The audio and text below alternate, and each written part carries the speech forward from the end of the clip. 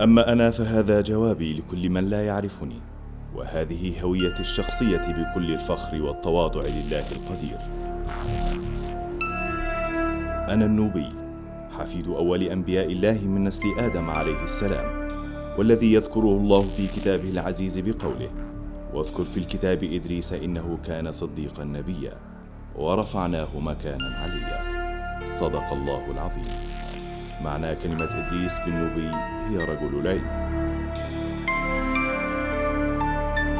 أنا النوبي، حفيد كوش شقيق مصرايم بن حام ابن نوح عليه السلام.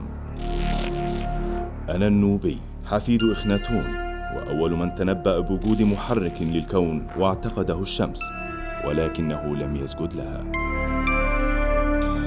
أنا النوبي، حفيد الملك العظيم مينا موحد القطرين وصاحب التاجين، ومن كانت تتغنى به فتيات النوبة لصغارهن: وونا ماتود، أي ابن نارمر العظيم.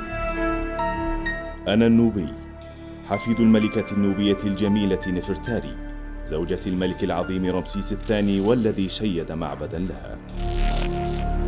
أنا النوبي، حفيد الملك الفرعوني آرك آمون، طارد الرومان من مصر. أنا النوبي، حفيد الملكة النوبية العظيمة كنداي، والتي روضت الرومان قبل أن يحاصروها في قصر إبريم ويعقدوا معها الصلح.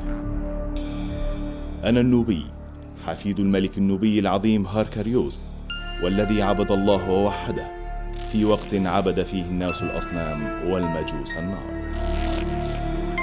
أنا النوبي، حفيد الأميرة العظيمة هاجر، زوجة أبو الأنبياء عليه السلام وأم إسماعيل جد محمد صلى الله عليه وسلم.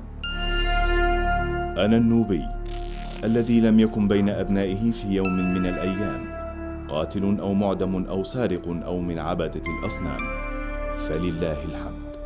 أنا أخوكم في الله.